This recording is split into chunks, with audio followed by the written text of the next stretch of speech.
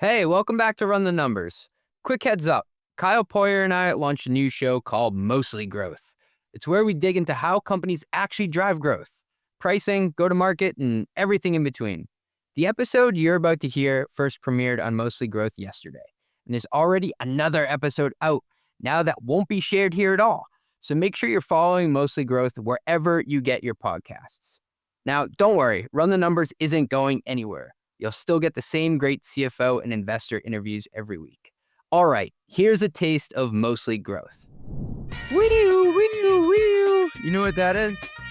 Y-axis crime? You ever met those people that have a vanity license plate for their business? That would be really douche. I met one of these guys. He has a mostly license plate here. Wait, this is real? This is actually your license? Yeah, This it's is my car. CJ's car. I am just finding this out right now. They say that like YouTube is TV now. That's like psychopath behavior. Watching YouTube on a TV. That's Listen, I'm one of them, so I watch me up. YouTube on You the watch TV. YouTube? I was there for a little outing at a small liberal arts school called Harvard Business School. I saw you post the same photo as Kim Kardashian, which was kind of cool. from Mostly Media, it's Mostly Growth. Go-to-market strategist Kyle Poyer and CFO CJ Gustafson share smart takes on growing revenue and running a company. Pricing, unit economics, AI, leadership, candid insights for CEOs, CFOs, and CROs, or anyone else aspiring to climb to the C-suite. This is Mostly Growth. Hey, thanks for listening. We'll be right back after a word from our sponsors. As a CFO, you're expected to bring clarity to everything, including how your company manages ownership.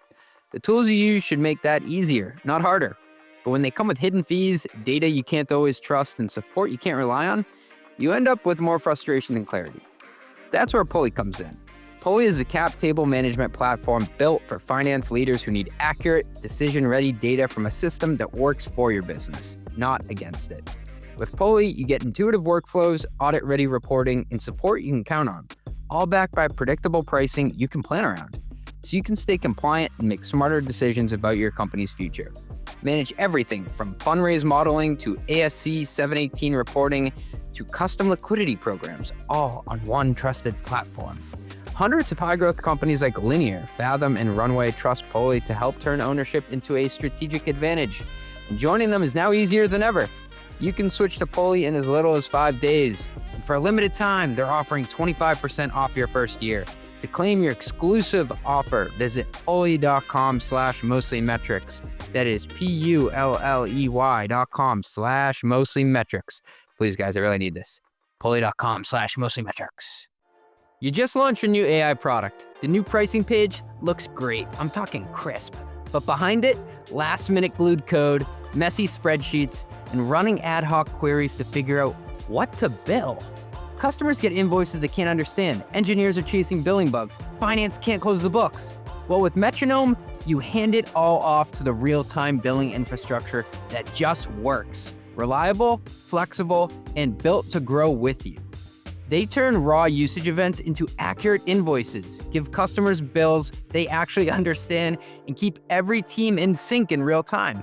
Whether you're launching usage-based pricing, managing enterprise contracts, or rolling out new AI services, Metronome does the heavy lifting so you can focus on your product, not your billing.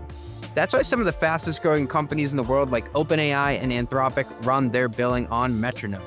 Visit metronome.com to learn more. That's metronome.com. Welcome back to Mostly Beers. Oh, is this what? You guys drunk already? Yeah. I know, I haven't opened it. Well, this episode is coming out the day after Thanksgiving, so we thought we'd do a special Mostly Drinks episode of Mostly Growth. What do you've got there, gentlemen? I've got the tried and true. A latte. The Really champagne latte. of beers. Ben, pumpkin spice king, what you got? Truly mimosa. Truly mimosa. Oh, yeah. Mostly mimosa. I've got an Amagang, let's see, double ale. Yeah. It's 8.2% alcohol, Shit. Belgian style double. So I will be Spicy. feeling it after I drink this bad boy. Cheers, guys. Cheers, gentlemen. Great. I truly just finished my copy. This is perfect. on today's episode, we wanted to do only the fun stuff. We normally do a mix of serious topics and then business blunders, pricing the real world, etc., etc. Today, we're just going to hang out. What's new with you, CJ? I went to a concert this weekend. A concert? I thought you were like a dad with kids, pregnant wife. How are you going to concerts? I got a baby due any day now. I got a 2-year-old and a 4-year-old.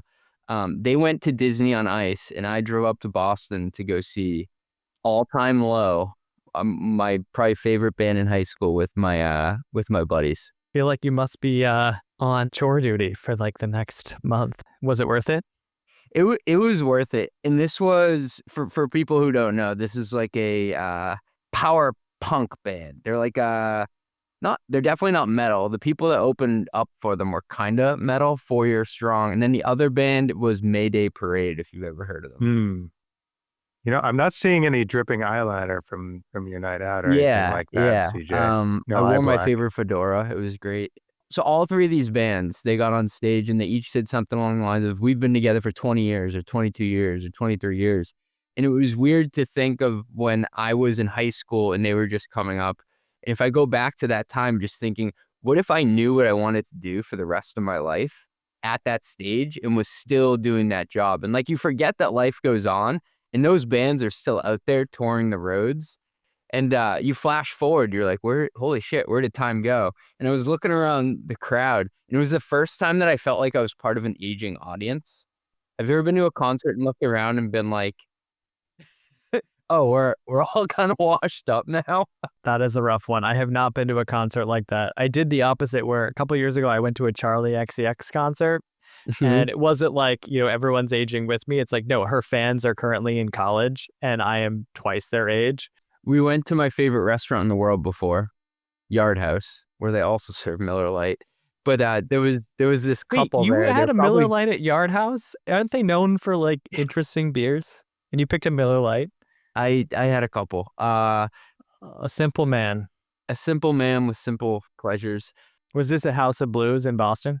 It was at the new MGM on the same street, which is really cool. It was a 5,000 venue place, which, by the way, we had to do a different episode or maybe a YouTube series, Ben, on the economics of concerts, because I just couldn't make the math work of how this was profitable for anybody based on 5,000 tickets sold at an average $40 a pop and all the overhead that goes into that.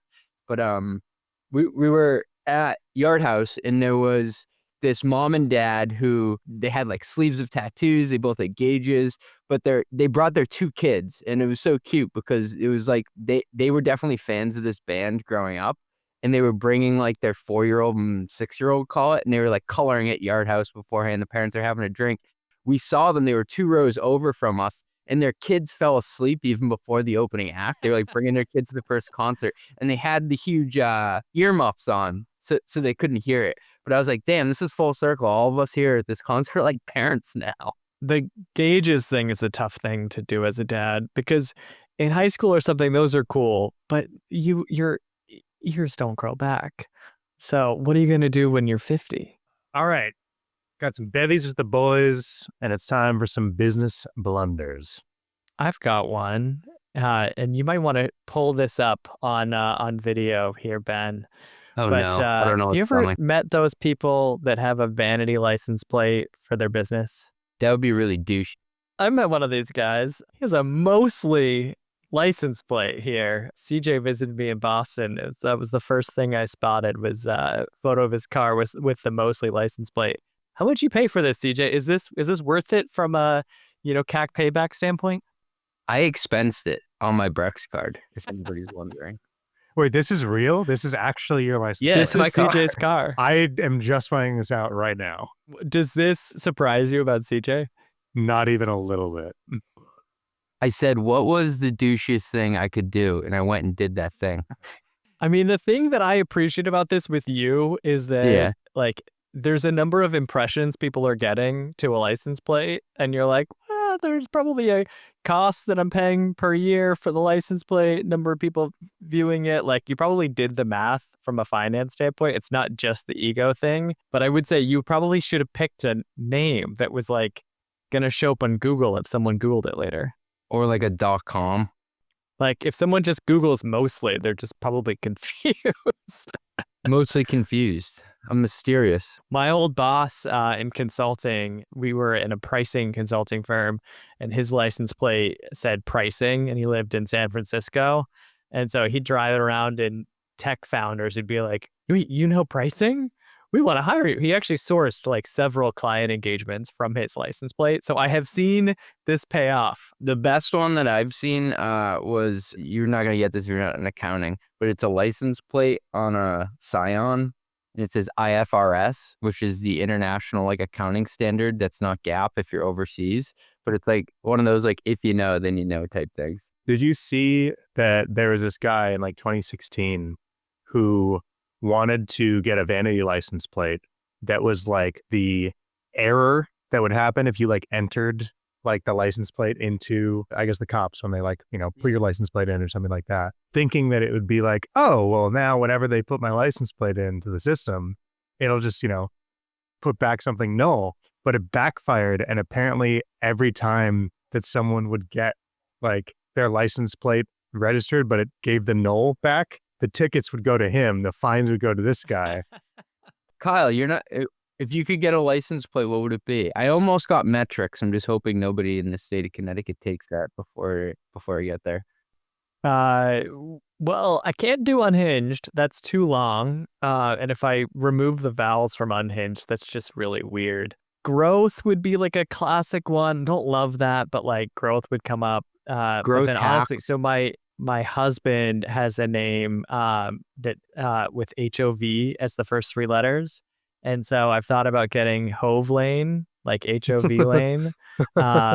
It's like the carpool lane in other places, but in New England we call it the HOV lane or the Hove Lane. And so that's probably what I would get. You know what that is? Y-axis crime? All right, Kyle.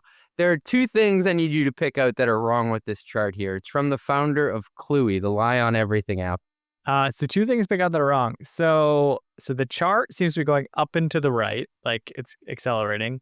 No idea if this is like cumulative or like net new. There was an indication on this chart that it's a record, but there seems to be like a bunch of flat lines. And so that confuses me. And then the final thing is like, there's just no labeling. I have no idea what I'm looking at with this chart. First, there is no y-axis. There's a trick question. So you don't know if there's millions, if this is just like $10. And the second thing, if you zoom in, this is just quarter to date. So there's no comparison. It starts from zero. They start of every quarter. You know, my ARR chart looks really great when I look at it from that lens. Well, it also, it harkens back to our conversation with Dave Kellogg earlier this week when we were talking about companies bragging that it was a record month. It was a record quarter. It's like, dude, that's table stakes if you took on funding here. You should be growing fast enough that everything's a record. Yeah, I don't have much to say other than please make it stop. These go viral though. That's the thing. Like the problem is that founders post these and are like, look at my business is so successful. Everyone gives it a heart or a like or thumbs up, whatever. And it's like, congrats, you're amazing. You're the most brilliant founder ever. I love you. And if the y-axis crimes are going to stop, like the behavior of engaging with these posts has to stop. Oh, totally. Everyone's pumping this guy up because he posted a chart that fundamentally can't go down and had to start at zero at the start of the period. So you can just do things, Kyle. You can just put charts out there and people will say, nice chart. I think you've got to post one of these for most of the media. Yeah, I mean, that's why I like to joke that we're like the number 3 business management podcast in Costa Rica. It's like, thank you to all 2.5 listeners. We are worldwide. No, but seriously, thank you 2.5 listeners in Costa Rica. We'll take we love you though. Any listeners we can get. We'll send you a hat or a vanity license plate. All right, I had one more business blunder I wanted to talk about, and it is a preemptive business blunder because it hasn't happened yet, but it's about to happen. You can see the future? I can see the future because the future repeats itself a lot. Do you know the Spotify Wrapped campaign? Like, are you on Spotify? Oh, yeah. That's like I love it when they send me that. Who are your top artists usually? Young Jeezy, Future, All Time Low. You and I listen to really different music. It's not Charlie XCX, I'll tell you that. So it worked for Spotify. Great campaign. Everyone loves sharing it. Nobody cares about a SaaS app that shares a Spotify Wrapped campaign. Like a Notion Spotify Wrapped or Notion Wrapped. These are the most viewed documents you wrote last year. Like every SaaS company is about to think this worked for Spotify, it's going to work for me. It worked for Spotify. It will not work for you. Nobody cares about the engagement in your app. You are not Spotify. Please don't do this. It will actually cost engineering resources, marketing resources. Nobody's going to share it. Like, just please don't do it. Someone like 2 years ago had a preemptive plea and they did an infographic and it was a decision matrix to see if you should do a Spotify Wrapped. And the first question was, are you Spotify? Yes. Yes. No. Don't do it. It is spot on. Do you think that they get a lot of like new users out of this, Kyle? I'd imagine that it has to work, right? To me, it's probably a retention play, right? So you want all of your engagement in Spotify so you can see what your Wrapped is at the end of the year. So I think it like keeps people hooked for that, partly for that reason. In the early days of Spotify, when the brand wasn't as well known, you got all these people sharing, hey, here's what I listened to last year. And it's got the icon of Spotify on it. Like it was kind of a status thing. Kind of like the scent from my iPhone was the status thing in the early days. I don't know if it still has that role.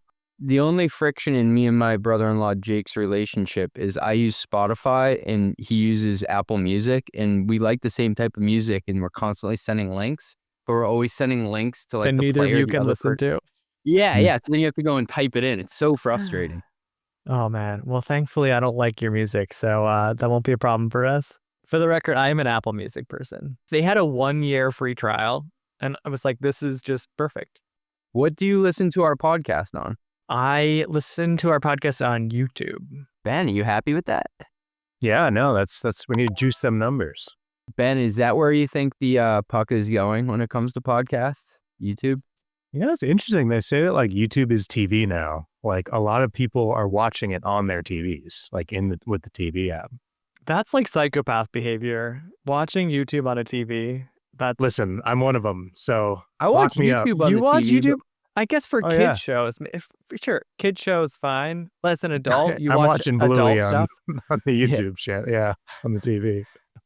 I just think it's weird when someone says, "Oh yeah, I watched your podcast." And I'm like, "Oh, wait, they said watch, not listen." And I'm like, "You watched it like in your living room? Watched it?" Because that kind of freaks me out. I feel kind of self-conscious now. For listeners, this is also on video. But do your kids watch that show with the guy who's like wearing suspenders and like glasses? Blippi, that's his name. Blippi, yeah. My niece and nephew were obsessed with Blippi. So obsessed. Yeah, Blippi's a staple in this household. I don't know how I feel about it. Dude must be Freaked me out becoming a like little a bit, billionaire with his like Blippi empire. But Yeah. I wonder when you age out of that, like being a YouTube creator for kids, it's maybe fine when you're in your 20s, but like if you're in your 40s, you're just kind of a creepy old dude. How much for Mr. Rogers? I was thinking of Pee Wee Herman. It's a good question. How much would you have to get paid to feel okay being a child star in overalls with like a top hat on? He doesn't have a top hat on. It's a, I don't know what kind of hat that is, but it's like a... Oh, like the cabbie hat, right? Like Yeah. It's like the hat I wore to the All Time Low concert this weekend. What do we have next? Just more fun, I guess, right? Ooh. One potentially reliable thing for my sleepy little guys. So, have you guys watched The Traitors? Oh, I'm so in, yeah. No, what? Describe this to me. Give me the 30-second overview. All right. Well, before I do, Ben, have you seen the most recent season? They released a UK celebrity season this last week. No, I watch U.S. Traitors. I have seen all the U.S. 2 seasons have been. So it started in the UK, I believe, but the UK was real people. The US was like celebrities that were like reality stars. It's kind of like Secret Hitler, if anyone's played that game, or Mafia. Werewolves. But basically there's like roughly 20 people. 3 or so somewhat randomly get selected as traitors. And the traitors murder someone each night. And then everyone has to try to guess who the traitors are. There's a banishment like discussion, and you try to find someone and banish them. If you banish a traitor, great, like things are working awesome. If you banish a faithful, you just lost someone, and then the traitors are going to murder someone that night. So it's a fascinating show. Like there's a lot of game theory and everything that goes on, but it's also just a really entertaining show. And the potentially reliable thing I read last night was I was going back to an Economist article about the economics of the Traitors and like how to win. But Ben, curious, like since you watch this, I feel like in the US that Traitors always lose. Like deck is stacked against them. I have not seen a Traitor win yet. Have you seen Traitors win at all? No, season 1, spoilers for anyone who is watching. I believe season 1, a Traitor won, and it was very controversial. You can get down to like a couple people. If one of the final people is a traitor, the traitor just wins it all. Yeah. If all of the final people are faithful win it, right? And so it can get tough where like if you have 3 people, they have to actually decide, do they vote someone out or do they just say, hey, we're all faithful? And you're constantly like second guessing your friends and everything. But The Economist was looking into game theory data, and one of the findings was the traitors have the deck stacked against them. It is actually very hard to win as a traitor. But then they found the best way to win was to essentially, they called it like rational herding. You don't want to stick your neck out and be the one driving the conversation, driving decisions. You want to figure out where the consensus is and loudly agree with what everyone else is saying. And so that way you kind of always seem in the majority. And you're not too quiet, you're not too loud, but you're never the one that is actually the like controversial one or the kind of isolated opinion. You can just kind of blend in with the pack. Damn. I'm losing you, CJ. You got to watch this. This one half of a Miller Lite put me in a mental pretzel with this. For anyone who has not seen the UK celebrity season, Alan Carr is an absolute gem and he is worth watching. I think we should rename this segment instead of call it potentially paywalled article shared by Kyle. It's not a paywall if you pay for it.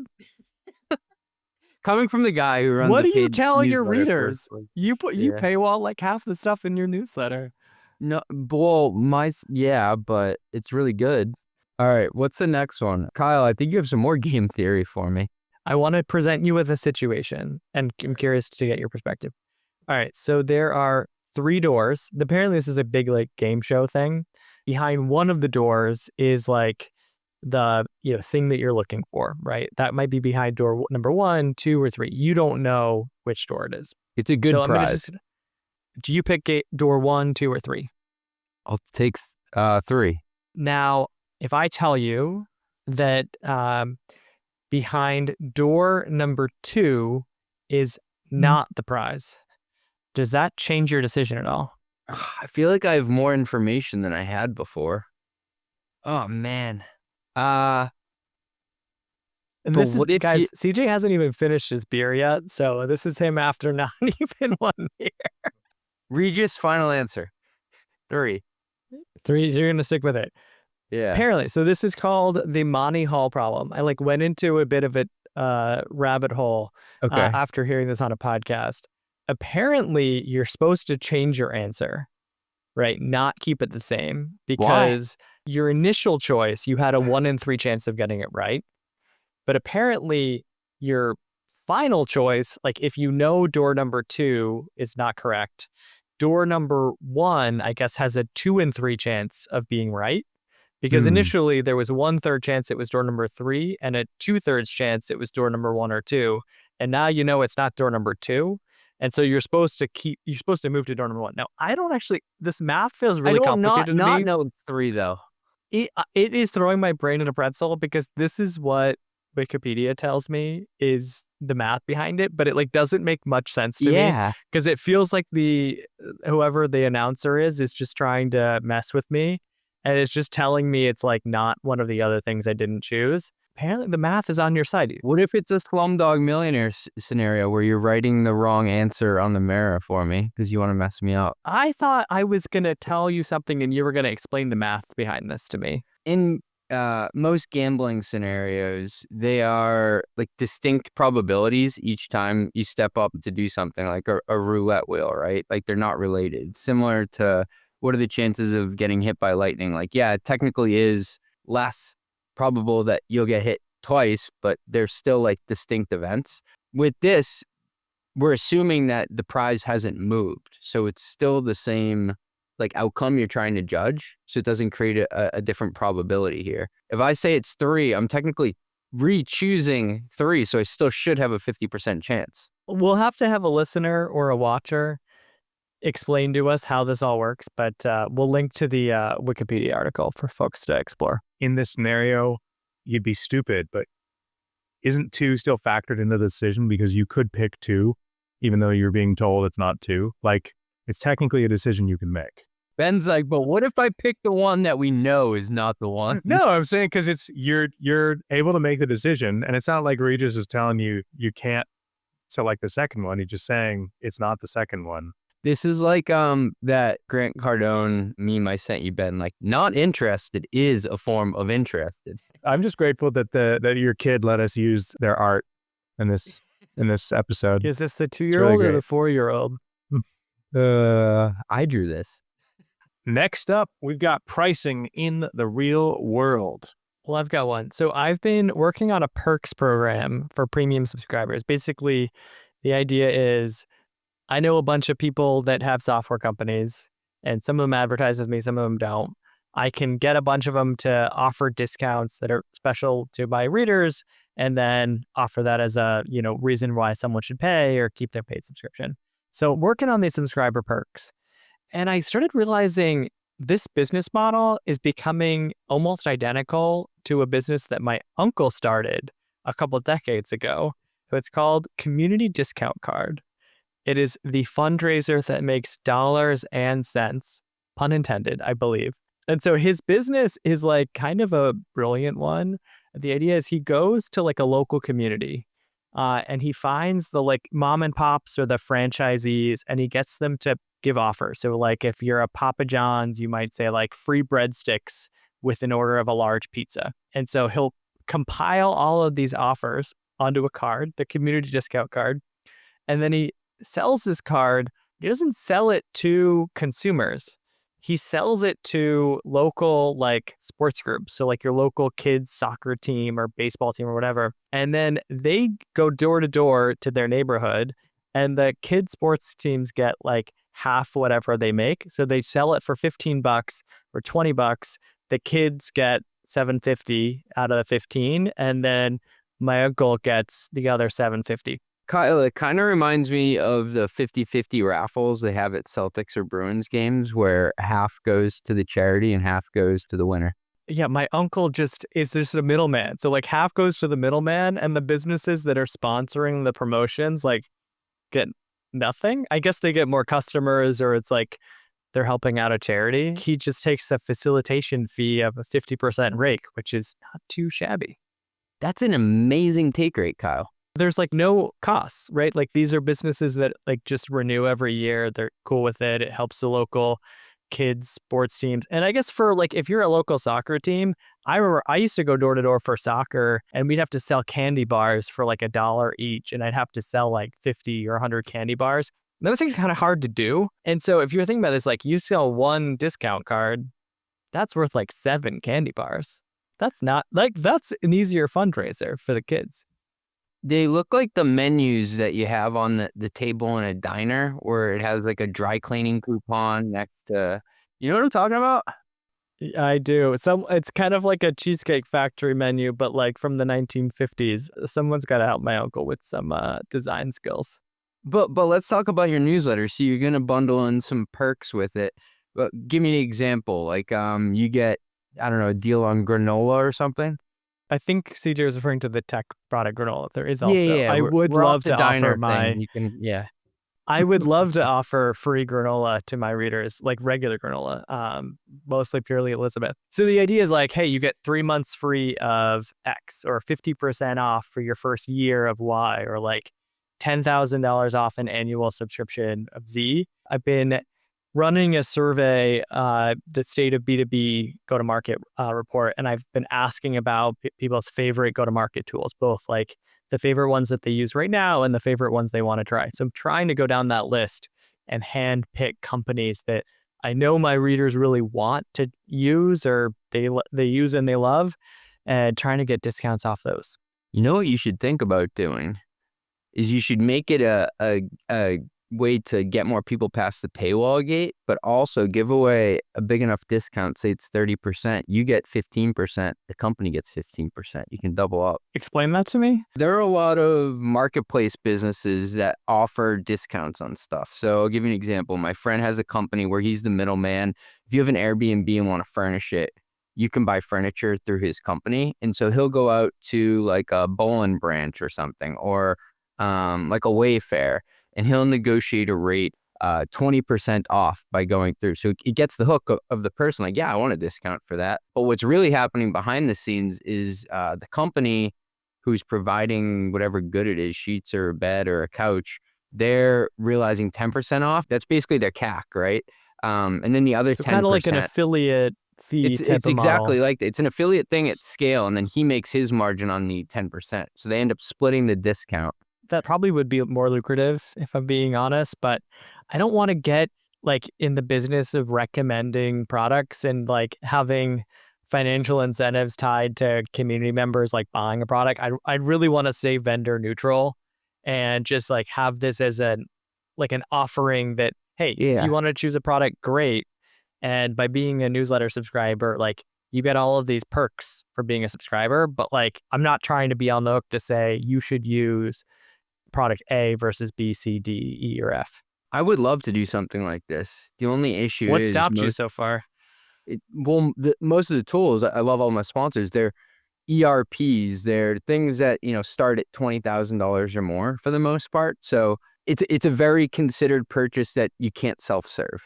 That's the rub. People are already negotiating directly with the sales team, so they wouldn't necessarily even believe you. Maybe if you're like, you get $1,000 off if you mention CJ, they're like, yeah, I got $10,000 off because I have a pulse. Because I'm a CFO who can negotiate. I saw Lenny. What Lenny does is he makes these just for new paid subscribers. So you have to be like a new annual subscriber to get these perks. Like, I don't think I'll get the same perks that Lenny has, but I'm going to make them available to anyone that's a paid subscriber just because, like, A, I don't have nearly as many as Lenny does. And then B, like, it just feels more fair that way. Like, I don't want to make people worse off because they supported the newsletter earlier. He did something really smart, too. He made it gated by the paywall, but he also increased his prices for the first time ever when he did it. So it went from $15 a month to $20 a month, or $150 or to $200 a year. But then on the other end of it, you get like a crazy amount of, free products for a year. It's worth it. So basically there's 3 doors and 2 of the doors have a discount. Ben's still trying to pick door number 2. I don't want a discount. I want the full value. All right. So first one for you here. My friend Tim, who I went to the concert with on Saturday, I've known this guy for over 20 years. He's like, and what are the gluten-free options? I'm like, what? Dude, like, I see you just pound IPAs and you're asking for the gluten-free option here. So we start giving him shit. We're like, you're just taking on the ailments of your wife here, like just absorbing them because she's gluten-free. Now you're gluten-free, blah, blah, blah. We go down this rabbit hole, so we make fun of him for a while. Sorry, Tim. But then he starts to tell me, being gluten-free is kind of cool, actually. It's like we're part of this cool elite club. I'm like, what do you mean? He goes, well, Boston started doing this thing for a lot of the restaurants. Tuesday is typically the slowest night. They do gluten-free nights at restaurants. So there are certain restaurants in the city that will run promotional deals, and all they sell that night is gluten-free. And he was joking with me that you'll go to one of these at like Brico or something in North End on gluten-free night, and you're looking at the next table like, I see you over there. This is a party I do not feel any need to go to. I eat like almost exclusively gluten, so this is not for me. If there was a restaurant I go to the most in Boston, it's a place called Clear Flower Bakery. Gluten is what makes the carbs tasty. Do you think this is a good pricing and packaging strategy, though, Kyle? No, because I hate it. Not for you. I cannot be rational about this. I just can't be rational about selling a worse product that probably is more complicated to make. It actually is probably lower margin. Good point. What is how big is the audience for this? And is the gluten-free audience a Tuesday night audience? If you do gluten-free and you do CrossFit, what do you tell people about first? Wait, 1/3 of people are trying to avoid gluten. These are the reasons why we have protein chips, why we can't just eat chips and like just have regular food. It's the love same people protein that like chips. pretend to be gluten-free and don't actually have celiac. This is a much bigger market than I thought. There was a section there. Celiac disease infects 1 in 141 people in the U.S. But if you put it in bips, what's that, like 64 bip? No, we're talking. So like for a less than 1% audience that's actually needs to be gluten-free, to devote an entire night for that audience, like, feels off to me. All right, so you didn't like that idea. This is one of the funniest tweets I've seen in a while. Tech sales guy says, $1 trillion idea. Shower thought. Why is no one doing Outbound for pizza? Hey, this is Gigi from Gigi's Pizza calling. You ordered last week. We have a pepperoni pizza ready and could be delivered in 10 minutes. You hungry? This is where an AI outbound calling agent would actually probably be a good use case. Doesn't Domino's do something like this? Don't they have like an emergency pizza button in their app? Oh, Domino's definitely has the emergency pizza. I know they also have the thing where it's like they'll pay you to pick it up, where they'll like tip you to pick it up. Our new producer, Steve, got this message from Papa Gino's out in Boston. And he got a text from Papa Gino's saying, "Are you free tonight? Come over, enjoy 30% off all pizzas. Ends in 48 hours. And according to Steve, he fell for it a couple times. Papa Gino's and chill. We're doing this podcast trying to... I mean, I don't trying to hate make it this big. idea. We could just be doing that. We could just be... There's an arbitrage situation here. It's also called an email to your customers, but it sounds better if you call it outbound. I wonder if this works, though, if you're trying to like launch a new location in a new city. Look, I'm loyal. I got Prime Pizza down the street. I got Slice House. But if like a new pizza place opens up the street and they want to get my business, like, you got to come find me. You know what I mean? I think it's more just having a human on the line. I know you said to use AI. Somebody saying, I have a hot, delicious pepperoni pizza right now. I would venture that 25% of people, when you hear that, you're like, you know what? I could do that. I think what's great with like a Domino's, they have your address on file. Like, you could literally order in like one click. And so I think this would work especially well for existing customers and getting them to have a repeat order. I'm much more okay with like a Outbound Pizza Tuesdays. I think we should normalize Outbound Pizza Tuesdays before we normalize Gluten-Free Tuesdays. I'm probably gonna get some shit for this. I have a friend with celiac too, and she's gonna probably listen to this, and I'm gonna hear all about it. Yeah. We'll buy her a pizza.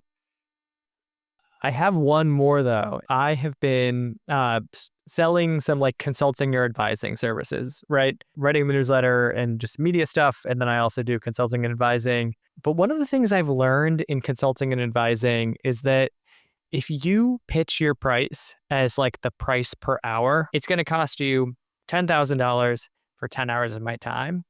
People are immediately going to anchor on the price per hour. And it sounds really expensive. Like, it sounds like you're totally ripping someone off. If you go, hey, this is going to be $10,000 and it's for this service. And this service gives you A, B, C, and D. And you don't talk about how many hours it takes you. You're like, oh, that sounds like a totally reasonable price. One example of this that I love is if you go to Fletch PMM's website, this is Anthony Pieri and Rob's Oh yeah, they're great. business. And they actually put the pricing for their services on their website, which most folks don't. And the whole idea is like, we're going to do a homepage positioning sprint. It's a 2-week sprint. Probably not that many hours if you like estimate, but like 2 weeks of work. And for a growth stage company, it's $20K. For a mature company, it's $30K. For an early stage company, it's $10K. This feels like to get your homepage positioning down pat, that feels like a reasonable price. If they were to tell you we're going to do 20 hours of work and it's going to cost you $20K, you'd be like, who do you think you are? But this model feels like totally fair and value-based. And so my pricing in the real world for people is don't price per hour. I know your costs are based on an hour and Yeah. your amount of work is hourly based, but price based on the service, please. That's such sage advice, Kyle, because people immediately go to how it impacts their P&L and they pitch it that way. Like, this is how much effort I have to put in terms of hours. But companies are way more apt to pick up what you're putting down if you pitch it on a fixed project base. So much more. And they don't know how much time it takes you. Also, the more Yeah. times you do it, the fewer hours it should take you, as you've got like templates and just a ton of experience, or if you use AI to deliver the service. So like, why should you be charging less just because you got better at doing the thing? Wow. That's a great one. Do you do consulting work, CJ?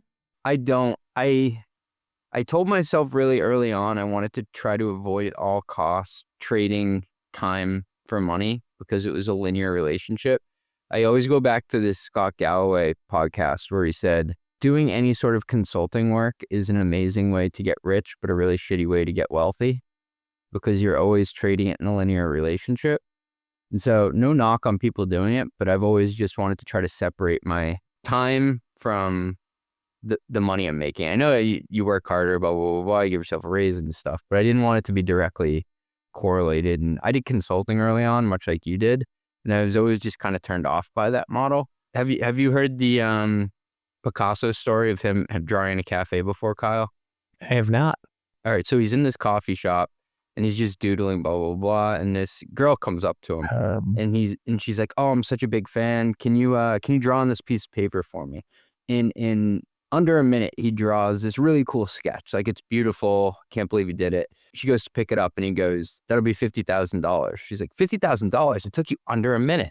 He's like, "It took me under a minute to do it, but it took me 50 years in order to be able to do it in under a minute." Wait, is that a true story or is that just like a made up thing to I think prove your it's point? true. I've heard it from multiple people. I'm not saying like I'm an artist by any means or anything like that, but if people charge me based on how long it takes me to write a newsletter, I think I get better over time, right? Like, I wouldn't want to charge hourly for that. And, you know, the reach of it should go up too. But if there's a network effect to it, I totally understand. Like, it probably helps you stay fresh. The time for money thing, it's a tough business long term, and you're constantly on the lookout for the next client. Like, it's a difficult business in the long run. For me personally, I don't think I can keep being a newsletter writer that's relevant for the next 10 years without working hands-on with real life companies going through challenges. It just feels like I would be so theoretical, or I'd be giving that advice of like, this worked for 10 years ago back in my day, and I'd rather stay a little bit more perpetual relevant. licenses. You should charge a maintenance fee. What did you try this week, CJ? I went out to lunch with Boston's son, Kyle Poyer, and he took me to the most delicious and yuppiest sandwich shop I've ever been to. It's situated inside of like an organic grocery store. It's called City Feed for folks in the know, but why were you in Boston again, CJ? I was there for a little outing at a small liberal arts school called Harvard Business School. I saw you post the same photo as Kim Kardashian, which was kind of cool. My wife encouraged me to do that. So a couple of years ago, Kim Kardashian spoke at HBS, and she took this photo in front of the sign, and people went bonkers over it. And so I told Caitlin, I'm like, no matter what, I am going to find this sign and take a picture. So it was pretty cool. It was a full circle moment. They did a case study on me. I joked when I was speaking to the students. It's funny because I couldn't get into this school, but now I got 70. You doing homework on me? So joke's on you. Haha. But the professor after, I was like, can you take me to the sign where Kim Kardashian took a photo? And she's like, it's like a landmark in Boston now. She's like, what? So she was kind enough to take a photo of me there. Well, I'm glad, you went to HBS and your highlight was the sandwich. So JP's doing something right. What did you try? So something I tried this week. People are going to be listening to this right after Thanksgiving. They've just cooked a big meal or ate a big meal. We had a lot of meat. I'm actually going to be cooking a roast chicken this year and not turkey, which I know is... I'm supportive. I'm totally supportive of that. Turkey is so overrated. Yeah, and there's this recipe for roast chicken in the New York Times cooking app called it's like a buttermilk brine roast chicken from Samin Nasrat. That is so good. I make 2 of them. My dog goes crazy over it. But anyway, in the spirit of Thanksgiving and food, in the last couple weeks, I've been making this porcini ragu that was also featured in the New York Times.